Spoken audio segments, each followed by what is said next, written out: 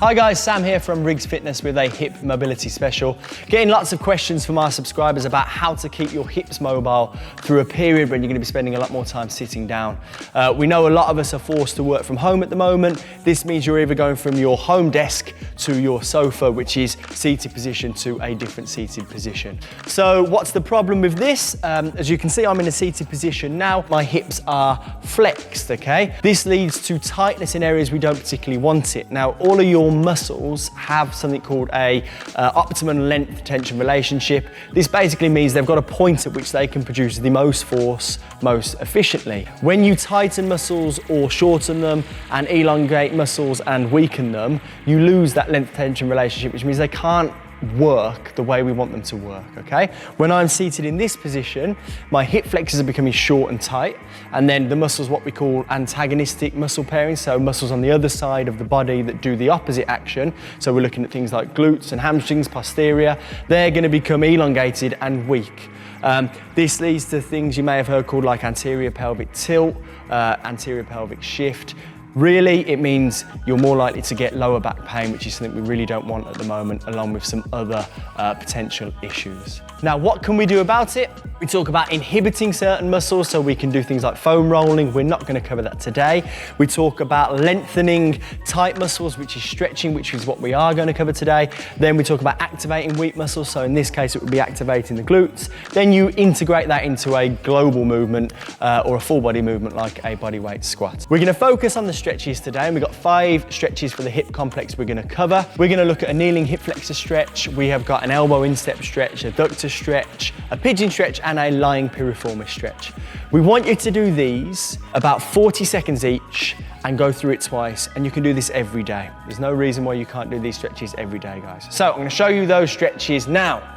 We're going to start with our kneeling hip flexor stretch. I'm going to take my left knee back. I'm going to have my right foot forward. We've got about a 90-degree bend through both knees, and what you should be seeing is a straight line through that back knee, hip, and shoulder. This gives us a neutral pelvis.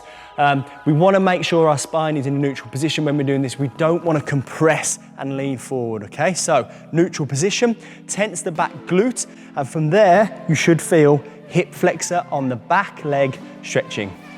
Hold it for about 40 seconds.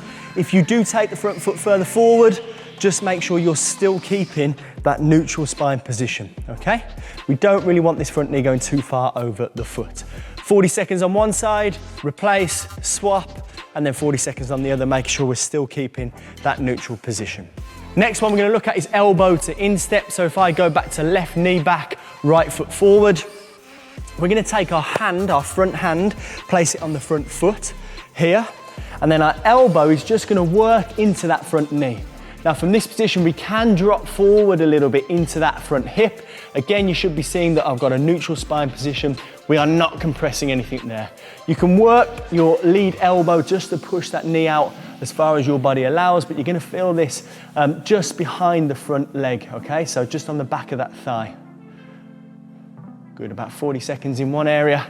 Swap over, front foot swaps, hand to the foot, elbow to the instep, and we're just gonna work that lead knee out there. Again, feeling it back of that front leg, around the hamstring area. Nice, okay. Next one, we're looking at an adductor stretch. Now, we're gonna keep one knee down, but we're gonna take our other foot out to the side.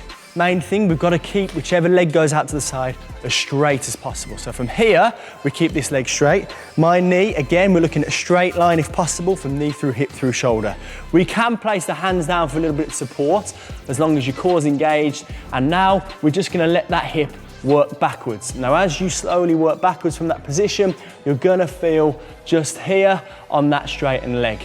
Okay, your body will tell you how far you need to go, but just kind of work back into that situation, into that stretch, and make sure you're keeping that straight leg as straight as possible. Now, swap the knees over, so my other knee comes in, leg goes out, hands down. Again, we're keeping this leg, as you can see, as straight as possible, and we're just gonna work the hip backwards, spending about 40 seconds in this position, just pushing backwards. Again, core's engaged, we're not compressing the spine, we're not extending the hips, we're just working back into that stretch. Cool. Next one is what we call the pigeon stretch. Now you're gonna feel this down the glute on the front side. So our knee is gonna be in line with our hip and our foot is gonna be to the outside. What I mean by that is knee here, foot to the outside, and then our knee to hip is in a straight line. Again, hands for support is absolutely fine. My back leg is nice and straight and I'm working that back knee back as well. From this position, we're gonna try and drop our hips into the floor. You'll notice I'm not particularly mobile in this area. If you are nice and mobile in this stretch, you'll see that this foot is a little bit further forward. You may even get a 90-degree angle of that knee, and your hips may well be working almost all the way into the floor, okay? For you, you're gonna be different flexibility to other people. Your mobility is gonna be different. So your body will let you know where to go, okay? Then you can kind of just work into that stretch again. Okay, I'm just slowly pushing to the outside. That's where I can really feel it on this glute. Swap the legs over, support with the hands, knee to the outside. And again, I'm a little bit more flexible on my left side so I can bring that foot a little bit higher.